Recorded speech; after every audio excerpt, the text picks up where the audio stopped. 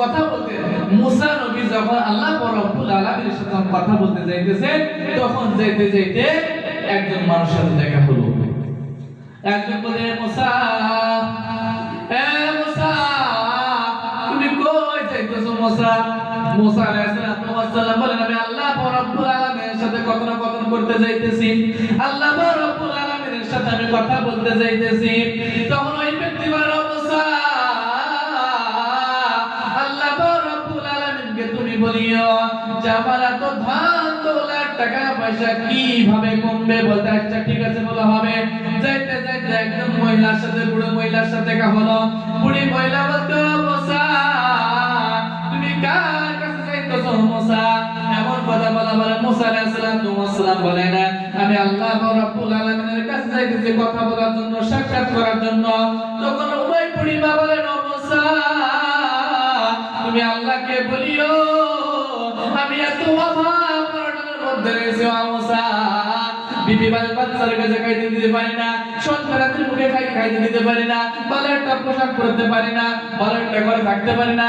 ও মুসা তুমি আমার আল্লাহর কাছে বলিও আমার আল্লাহ আমাকে কেন এত অভাবের মধ্যে তুমি। আলাইহিস সালাতু ওয়াস সালাম যাইতে যাইতে তিন রাস্তার মাথায় একজন দুই হাত নাই দুই পা নাই এমন মানুষ আছে। ও ডাক দিলে মুসা, ও মুসা তুমি কোথায় যাইতেছো রে? সাক্ষাৎ করতে যাইতেছে, কথা বলতে যাইতেছে। তখন দুই হাত নাই দুই পা নাই, তিনি বলতেছে মুসা তুমি আল্লাহ রাব্বুল আলামিনকে বলিও রে মুসা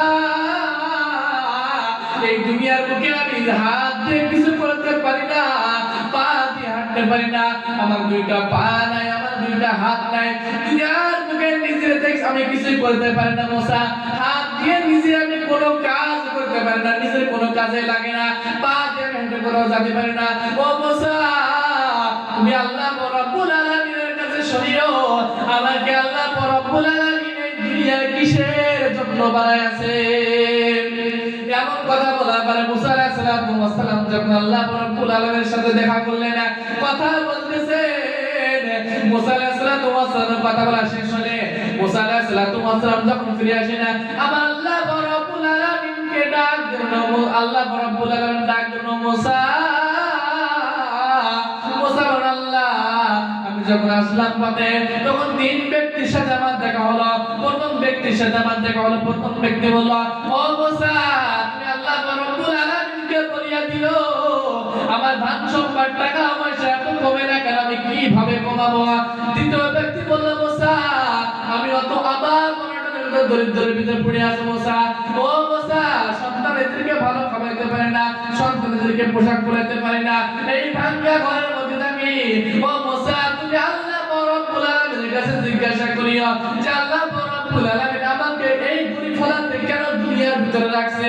তৃতীয় ব্যক্তি তার দুই হাত নাই দুই পা নাই, সে বলতে মুসা তুমি আল্লাহর কাছে বলিও আল্লাহ রাব্বুল আলামিন নিজের ব্যক্তিগত কোনো কাজ করতে পারে না, নিজে হাঁটতে পারে না, হাত দিয়ে কোনো কাজ করতে পারে না।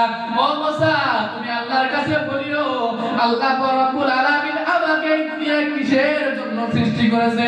আমার আল্লাহ রাব্বুল আলামিন বলেন ও মুসা প্রথম যে ব্যক্তি ধন সম্পদ কমে না, টাকা পয়সা কমে না, তুমি ওই ব্যক্তিকে বলিয়া দিও সেজন্য যাকাত দেওয়া বন্ধ করিয়া দেয় এবং যারা শুকরিয়া আদায় করা বন্ধ করিয়া দেয়, সে যদি যাকাত দেওয়া বন্ধ করিয়া দেয়, শুকরিয়া আদায় করা বন্ধ করে দেয়, আমি আল্লাহ রাব্বুল আলামিন তার ধন সম্পদ আস্তে আস্তে কমাইয়া দিব। সুবহানাল্লাহ।